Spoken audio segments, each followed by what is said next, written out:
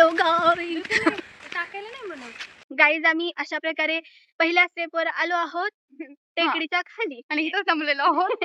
खूप जणांनी आम्हाला सांगितलंय की तिथं खूप चिखल आहे तरी पण आमच्या अंगात मस्ती आहे जरा आणि ती गरजेची पण असते गाईज. थोडीफार. तो इथपर्यंत आलो आहे, पुढं गेट आहे आमच्या. बघू आता कोण किती दम लागतो गाईज. ओके बघा guys view view.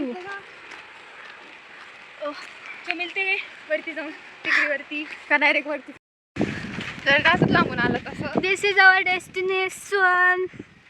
Let's go, let's go.